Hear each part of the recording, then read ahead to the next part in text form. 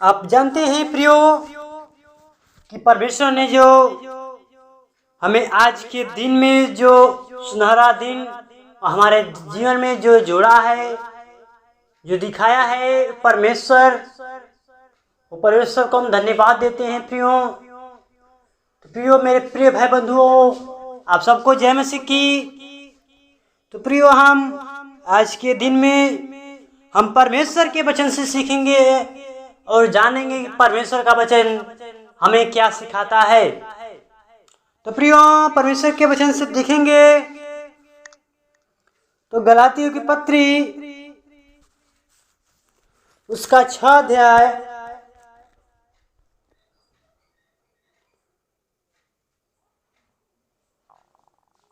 उसका 7 और 8 आयत पढ़ेंगे हम लोग। कहता है, धोखा न खाओ, परमेश्वर ठट्ठों में नहीं उड़ाया जाता, क्योंकि मनुष्य जो कुछ बोता है वही काटेगा। आमीन। परमेश्वर का वचन पढ़े जाने सुने, प्रवेश प्रदान करे मेरे प्रिय बंधुओं। प्रिय, जो परमेश्वर का वचन है, जो पौलुस अपने कलीसियाओं को सिखाता है, बतलाता है और कहता है, धोखा न खाओ, परमेश्वर ठट्ठों में नहीं उड़ाया जाता। पौलुस अपनी कलीसियाओं को सिखाता है, बतलाता है, कहता है, धोखा न खाओ, परमेश्वर ठट्ठों में नहीं उड़ाया जाता, क्योंकि मनुष्य जो कुछ बोता है वही काटेगा। प्रियो, हम लोग शायद में सीखेंगे यहाँ पर क्या बताया मैं, परमेश्वर का वचन यहाँ पर देखिए 6 में क्या कहता है कि जो वचन की शिक्षा पाता है वह सब अच्छी वस्तुओं में सिखाने वालों को भागी करे। आमीन। क्या करता है? सिखाता है। मैं पौलुस अपनी कलीसियाओं को कहता है, बतलाता है कि जो वचन की शिक्षा पाता है, कौन? हम सभी। वो पौलुस की कलीसियाओं, पौलुस अपनी कलीसिया को बतलाता है, कहता है कि जो वचन की शिक्षा पाते हैं, क्या करते हैं? जो वचन की शिक्षा पाते हैं वह सब अच्छी वस्तु में से सिखाने वालों को क्या करें? भागी करें। जो परमेश्वर के वचन को सुनते हैं, जो परमेश्वर के वचन के ऊपर चलते हैं, परमेश्वर क्या होंगे? वो भागी होंगे, परमेश्वर के पुत्र होंगे। तो यहाँ पर कहता है 7 आयत में कि धोखा न खाओ। ऐसे प्रियो, पौलुस अपनी कलीसियाओं को कहता है, बतलाता है, सिखाता है, हमको भी कहता है कि धोखा न खाओ। हमें पौलुस हमें बतलाता है कि धोखा न खाओ, क्योंकि परमेश्वर ठट्ठों में नहीं उड़ाया जाता। क्यों? परमेश्वर ठट्ठा करने वालों के बीच में नहीं रहता, उड़ाया नहीं जाता। परमेश्वर का मजाक न उड़ाए प्रियो। वो परमेश्वर हमारा बनाने वाला परमेश्वर, वो उसने हमें बनाया है, हम उसको ठट्ठ की मंडली में उसे बैठकर उसका मजाक न उड़ाए प्रियो। नहीं तो हम बहुत दंड के भागी होके परमेश्वर में दंड देगा। इसलिए मैं बतलाता है कि पौलुस, धोखा न खाओ, परमेश्वर ठट्ठों में नहीं उड़ाया जाता, क्योंकि मनुष्य जो कुछ बोता है वही काटेगा। क्यों? हम संसार में हैं, हम बोते हैं, किसान करते हैं, खेती करते हैं, खेत में बोते हैं, हम फसल उगाते हैं। हम जितना बोते हैं प्रियो उतना ही काटते हैं, हम ज्यादा नहीं काट सकते, क्योंकि जितना हम लोग ने बोया है उतना ही हम काटेंगे। ये परमेश्वर का वचन कहता है कि क्योंकि मनुष्य जो कुछ बोता है, भूमि पर जो कुछ बोता है, पौलुस में बतलाता है, सिखाता है, कहता है कि मनुष्य जो कुछ बोता है वही काटेगा। क्या करेगा? मनुष्य जो भी खेती करता है, बोता है, जितना बोएगा उतना क्या करेगा, वही काटेगा। 8 में कहता है क्योंकि जो अपने शरीर के लिए बोता है वह शरीर के द्वारा विनाश की कटनी काटेगा, और जो आत्मा के लिए बोता है वह आत्मा के द्वारा अनंत जीवन की कटनी काटेगा। आमीन। परमेश्वर का वचन पढ़े जाने सुन करें। प्रिय, जो परमेश्वर का वचन है जो 8 में बतलाता है, पौलुस सिखाता है, बतलाता है, कहता है क्योंकि जो अपने शरीर के लिए बोता है। देखिए प्रियो, यह आ जाती है हमारे जीवन में। हम जब संसार में हैं, हम खेती करते हैं किसी के, वो अपने शरीर के लिए बोते हैं, अपने पेट भरने के लिए। यहाँ पर कहता है क्योंकि जो अपने शरीर के लिए बोता है वह शरीर के द्वारा विनाश की कटनी काटेगा। यहाँ पौलुस ने साफ साफ में बतलाता है, 100% में बतलाता है। कहता है क्योंकि जो अपने शरीर के लिए बोता है, क्या बोता है, वही फसल जो कुछ बोता है। यहाँ पर 7 में कहता है क्योंकि मनुष्य जो कुछ बोता है वही काटेगा। क्या बोते हैं, हम बोते हैं खेत में, अन्न बोते हैं, वो किस चीज के लिए, वो अपने शरीर के, अपने भोजन के लिए, अपने शरीर के आत्मा को नहीं तो क्या करते, शरीर को, पेट को भरने के लिए क्या करते, बोते हैं। तो यहाँ पे कहता है पौलुस क्योंकि जो अपने शरीर के लिए बोता है वह शरीर के द्वारा विनाश की कटनी काटेगा। जो शरीर के बोता है प्रियो, कैसी कटनी काटेगा, वो बोता तो है, वो शरीर के लिए बोता है, खेती करता है शरीर के लिए, अन्न खाने के लिए वो खेती करता है। तो यहाँ परमेश्वर का वचन हमें बतलाता है पौलुस क्योंकि जो शरीर के लिए बोता है वह शरीर द्वारा विनाश की कटनी काटेगा। वो विनाश की कटनी बोता है, अपने जीवन के बर्बादी का वो क्या कर रहा है, वो बो रहा है अपने ही जीवन के बारे में, अपने ही जीवन का कर रहा है, वो कटनी काट रहा है प्रियो। वो पता नहीं है उसको कि हम क्या कर रहे हैं, हमें कि इस आत्मा के लिए हमें बोना है।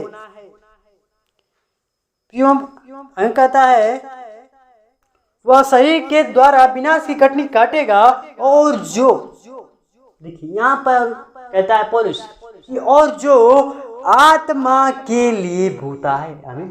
क्या करता है, जो आत्मा के लिए बोता है, क्या वही क्या बोता है, जो आत्मा के लिए बोता है, क्या बोता है, वो फसल उगाता है, वो बीज बोता है। और यहाँ पर कहता है पौलुस कि जो आत्मा के लिए बोता है, क्या वो बीज बोता है, परमेश्वर के वचन को बोता है। किसी भाई के जीवन में वो बीज को बो देता है प्रियो,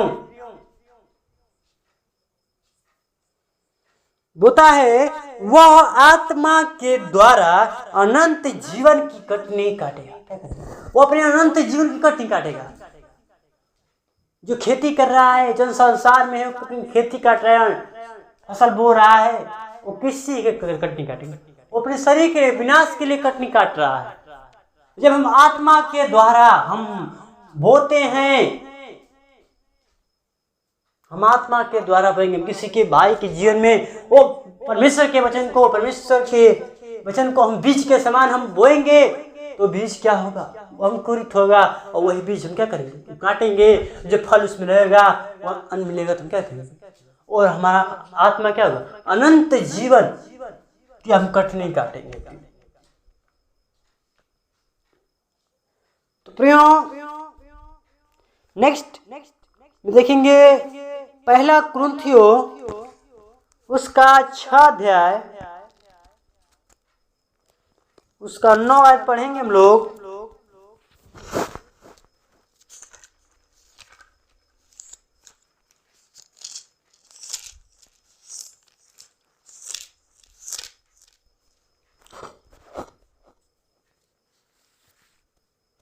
कहता है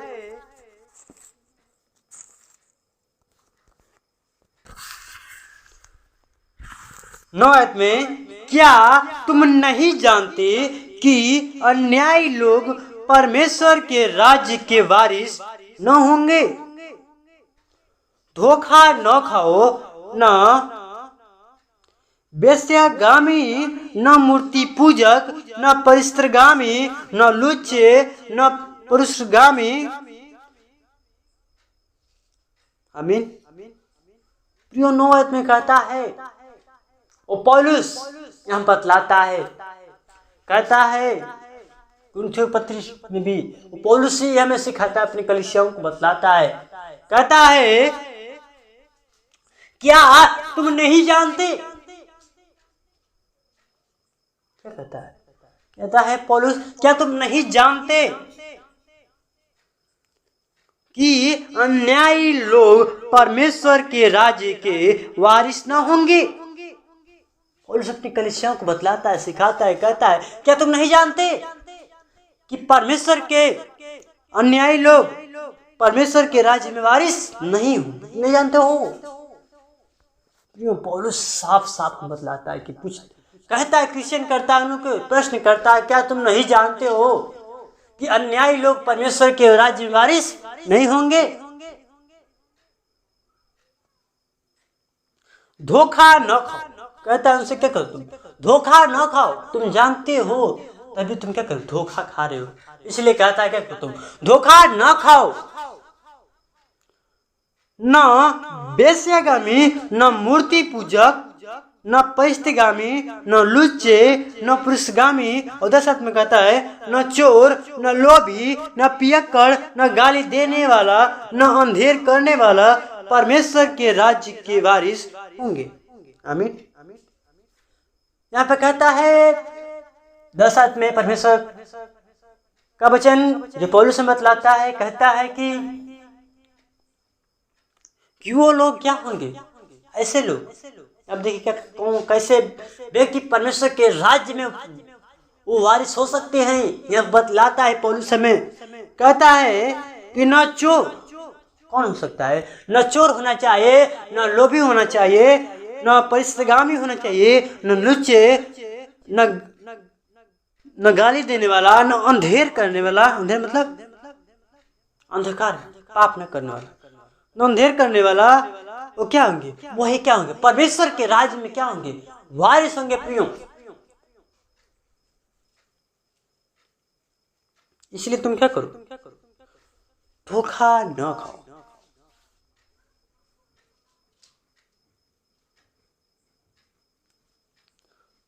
नेक्स्ट देखेंगे परमेश्वर के वचन से नीति वचन, उसका 22 अध्याय, उसका 8 आयत पढ़ेंगे हम लोग।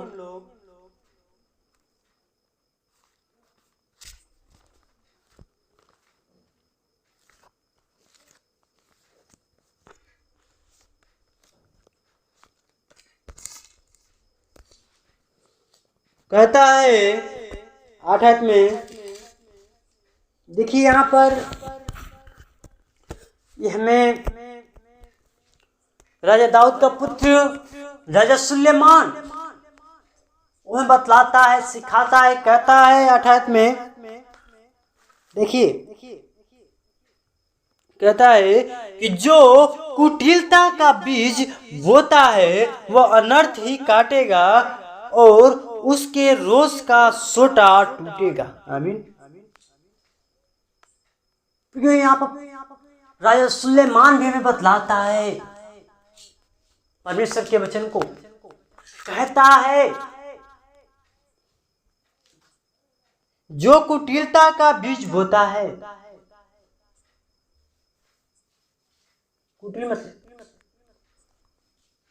वो शरीर का, जो शरीर का बीज बोता है क्या करेगा? वो अनर्थ ही काटेगा। प्रियो, जो शरीर के लिए बोता है, मनुष्य क्या कहता है, अनर्थ कुटिल बीज बोता है अपने शरीर के लिए, तो क्या कहता है राजा सुलेमान भी को क्या होगा, वह अनर्थ ही काटेगा, क्या करेगा, विनाश ही काटेगा, अनर्थ ही काटेगा और उसके रोज का सोटा टूटेगा। हमें क्या कर, उस रोज का सोटा टूटेगा। तो प्रियो फिर हम गलाती के पत्र में चलेंगे, देखेंगे फिर पौलुस हमें क्या बतलाता है। देखेंगे 5 अध्याय गलातियों, उसका 24 आयत पढ़ेंगे हम लोग।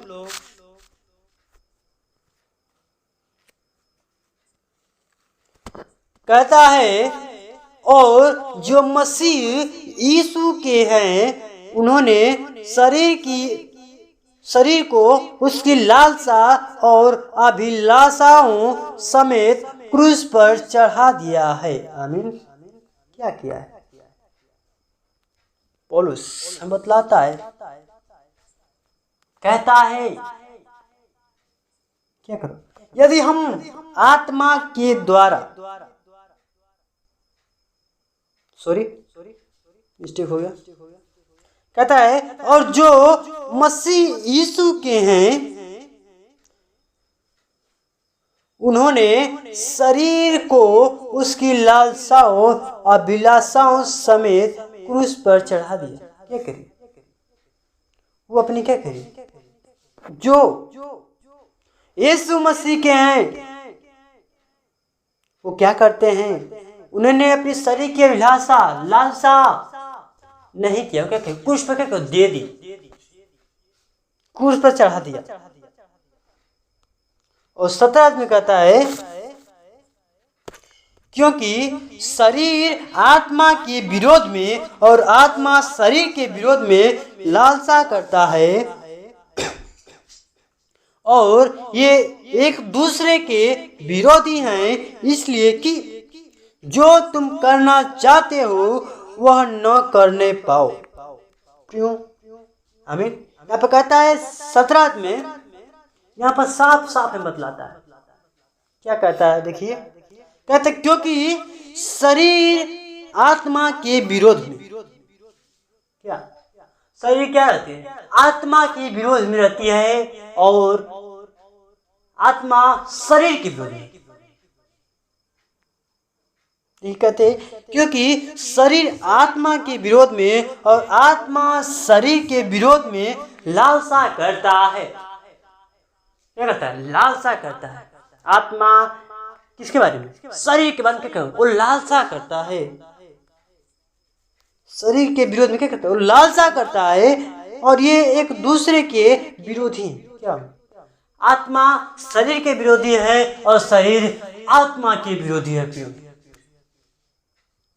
इसलिए कि जो तुम करना चाहते हो वह न करने पाओ। क्या करने पाओ, तुम चाहते हो कि हम क्या करें, ये काम करें, वो आप क्या कहते, आत्मा अगुवाई नहीं करती है, कि शरीर अगुवाई नहीं करती, विरोध करते हैं आपस में। आत्मा और शरीर ये क्या है, दोनों अपने में क्या है, वो विरोधी हैं। फिर पौलुस मतलाता है क्या है, आपस में क्या है, वो विरोधी हैं, दोनों क्या है, विरोध के कारण लालसा में। और 22 में कहता है,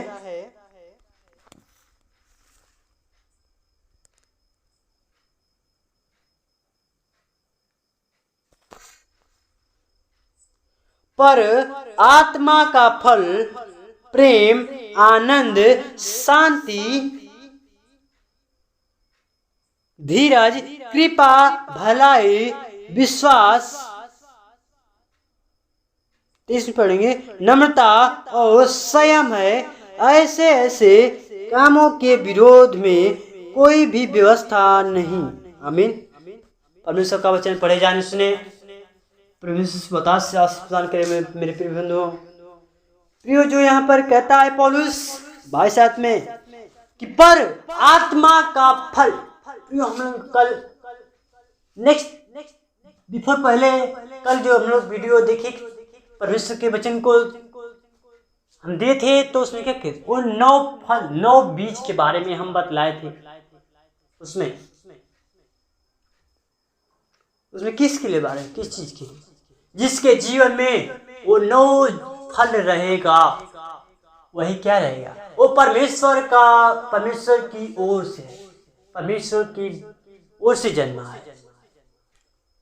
तो फिर यहाँ पर हम देखेंगे, कहता है पर आत्मा का फल प्रेम, आनंद, शांति, धीरज, कृपा, भलाई, विश्वास, नम्रता और संयम, क्या है, 9 बीज, 9 फल आत्मा का फल है। जब हमारे जीवन में जो 9 फल आत्मा का फल रहेगा हमारे जीवन में है, तो कहता है ऐसे ऐसे कामों के विरोध में कोई भी व्यवस्था नहीं। आमीन, कोई भी व्यवस्था नहीं। आमीन। परमेश्वर का वचन पढ़े जाने सुने, परमेश्वर से बहुत से आशीष प्रदान करे मेरे प्रिय बंधुओं।